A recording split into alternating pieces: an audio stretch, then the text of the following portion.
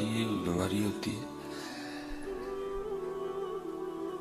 یہ لے کے ہم سے کچھ نہیں جاتی بلکہ ہمیں بڑا کچھ دے کے جاتی ہے۔ بلکہ صحابہ کے لیے تو لکھا ہے کہ جب وہ بیمار ہوتے تھے تو وہ خود کو گھروں میں بند کر لیتے تھے، جتنی دیر ٹھیک نہیں نہ ہونا، کسی سے ملنا ہی نہیں۔ وجہ بیمار ہوں، کوئی پوچھے گا تو کوئی زبان سے ایسا جملہ نہ نکل جائے کہ جس میں نہ شکری ہو، جس میں اللہ کی ذات کے لیے کو گلا ہو۔ وہ اتنا ڈرتے تھے اللہ سے۔ تو باقی جو حدیث مبارکہ ہے اس کا تو مفہوم ہے کہ جب کوئی بندہ بیمار ہوتا ہے، جب صبح ناشتے میں اس نے بہت کچھ میرے آگے کھانے کو رکھا، مجھ سے ایک بریڈ کا پورا پیس بھی نہیں کھایا گیا، ایک چائے کا آدھا کپ تھا وہ بھی نہیں میں پی سکا۔ تو جب بندہ بیمار ہوتا ہے اللہ فرماتے ہیں فرشتوں سے اس کی بھوک لے آؤ، اس کی زبان سے ذائقہ لے آؤ۔ آپ کو پتہ ہے سوپ ملے گا، اسپیشلی جو ٹھنڈ کا بخار ہوتا ہے، سوپ ملے گا، بڑی بڑی جو ہے نا وہ کھایا نہیں جاتا۔ پھر اللہ فرماتے ہیں اس کی نیند لے آؤ۔ بندے کا دل کرتا ہے کوئی ٹائم لبے تو سوئیے، اسپیشلی جو میرے جیسے لوگ ہیں سفر کرنے والے، لیکن جب وہ ہوتا ہے معاملہ تو نیند نہیں پڑتی ہے۔ اللہ فرماتے ہیں اس کی نیند بھی لے آؤ، اور تیسرا اس کے گناہ بھی لے آؤ سارے کے سارے۔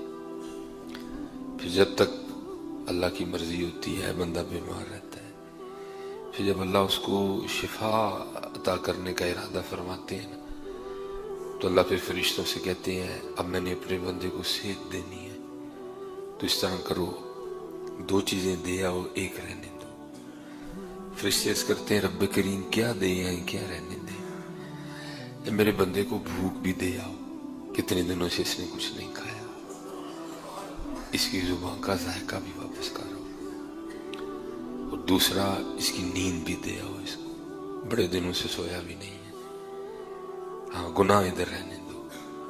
تو فرشتے عرض کرتے ہیں رب کریم گناہ کیوں ادھر رہنے دے؟ اللہ فرماتے ہیں وہ میں نے معاف کر دی ہے، اس لیے بس اللہ کا شکریہ ادا کرنا ہے۔ جب بخار آئے یا کوئی اس طرح کا معاملہ ہو تو کوشش کرنی ہے زبان سے کوئی اس طرح کا جملہ عجیب میں ہی لبا سے اللہ نو بیمار کر لیں۔ میں دیکھے لوگ بڑا بڑا کچھ بولتے ہیں، بالکل کوئی ایسی بات نہیں کرنی بلکہ اس کا شکریہ ادا کرنا۔ یا اللہ شکر ہے تو چھوٹی جی بیماری ہے کسی کو بڑی نہیں لا چڑی ہے، اللہ کا شکر ادا کرنا ہے۔ اور سب سے جو لازم بات ہے بیماری میں بھی کوشش کرنی ہے کہ کوئی نماز قضا نہ ہو۔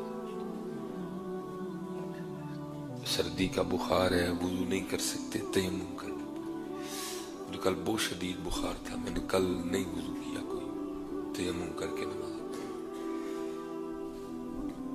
آج کیونکہ جمعہ تھا نہیں دل مانا، تیمم سے میں پھر وضو میں نے کر لیا، تو اٹھ کے نہیں پڑھی جا رہی، بیٹھ کے پڑھنی ہے لیکن چھوڑنی نہیں ہے۔ نماز نہیں معاف، اگر آپ ہوش میں ہیں نماز نہیں، نماز پڑھنی ہے، نماز پڑھنی ہے، نماز پڑھنی ہے۔ اور سب سے جو لازم بات ہے اصل میں حضرت یہ کوئی جمعہ نہیں ہے، جمعہ تو عالم لوگ پڑھاتے ہیں، یہ ہماری ایک تربیتی نشست ہے جس میں ہر جمعے میں ہم کوشش کرتے ہیں کہ اپنے اپنے نہ کوئی کنڈے کھڑی ہے۔ یہ جو جمعہ نا ہمارا یہ ایک تربیتی نشست ہے، ہر جمعے یہ کوشش ہوتی ہے کہ کوئی اپنے کانٹے نکال لے۔ اللہ جو باہر کا ماحول ہے نا، ایک ہفتے میں حضرت جی پھر کافی کانٹے اکٹھے ہو جاتے ہیں، پھر جمعے میں کوشش کرتے ہیں کہ چلو پھر کچھ کانٹے نکالیں، کچھ تو بہتری آئے نا، سارا گندہ ہونے سے بہتر ہے چلو بندہ کچھ تو صاف ہو نا، چلو ہو سکتا ہے کچھ کرم ہو جائے، سارا گندہ ہونے سے بہتر ہے بندہ کچھ تو صاف ہو، کیونکہ سارا گندہ تو نہیں ٹھیک ہوتا ہے۔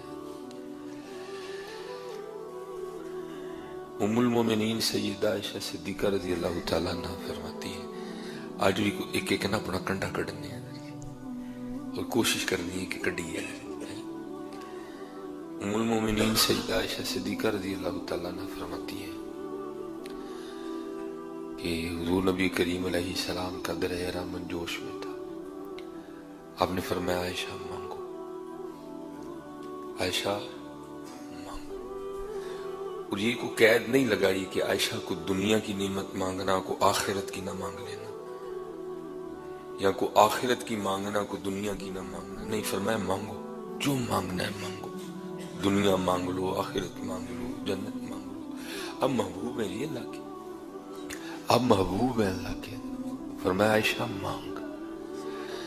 اب حضرت ورائٹی کافی زیادہ ہو نا تو بعض دفعہ بندہ پریشان ہو جاتا ہے کہ کیا لوں کیا نہ لوں۔ اب دل رامن جوش میں ہے۔ ام المومنین سیدہ عائشہ صدیقہ رضی اللہ تعالیٰ نے فرماتی ہے مجھ سے فیصلہ ہی نہیں ہوا کہ میں کیا مانگوں۔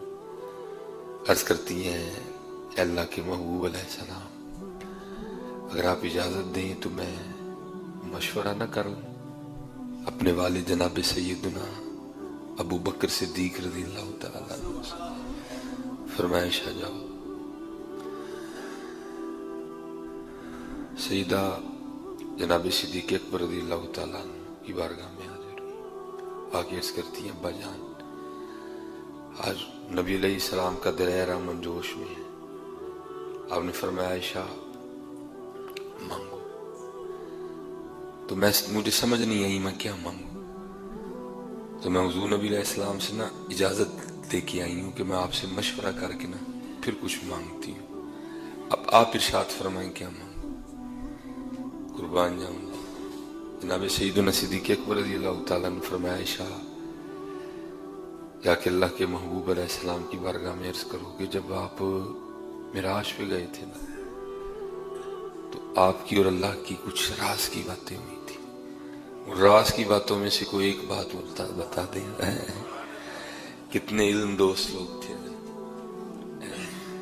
کتنی علم دوستی تھی، اگر مانگا بھی تو پھر علم ہی مانگا۔ اور آج حضرت جی اس قوم کے زوال کی سب سے بڑی وجہ یہ ہے کہ ہم پڑھ تو رہے ہیں لیکن ہم نوکر ہونے کے لیے پڑھ رہے ہیں۔ جو قوم علم کے ساتھ یہ رویہ رکھے وہ قوم کبھی ترقی نہیں کرتی ہے۔ ہم سیکھنے کے لیے نہیں پڑھ رہے ہیں، ہم نوکری کے لیے پڑھ رہے ہیں، ہم ڈگری کے لیے پڑھ رہے ہیں، ہم سیکھنے کے لیے نہیں پڑھ رہے ہیں۔ اور جس دن ہم نے سیکھنے کے لیے پڑھنا شروع کر دیا آپ کو اپنے رویے خود بدلے لگیں گے۔ ہم سیکھنے کے لیے پڑھ ہی نہیں رہے اس لیے آپ کو باہر کچھ اچھا نظر نہیں آئے گا۔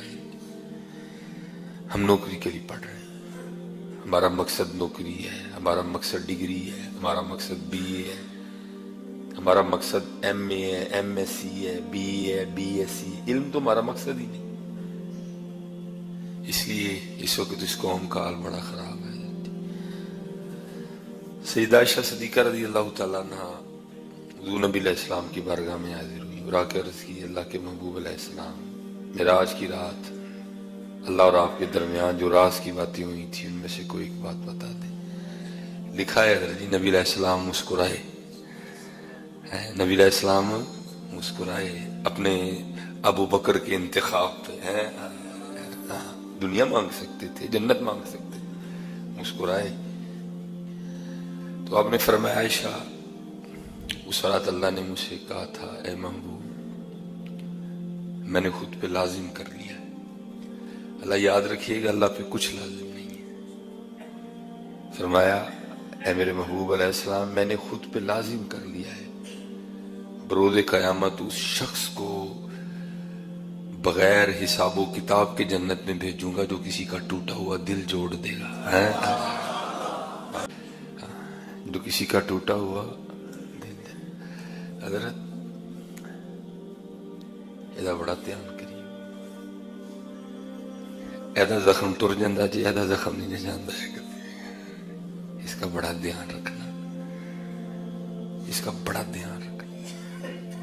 جو یہ زخم دیتی ہے نا یہ زمانے لگ جاتے ہیں، یہ زخم نہیں بھرتے۔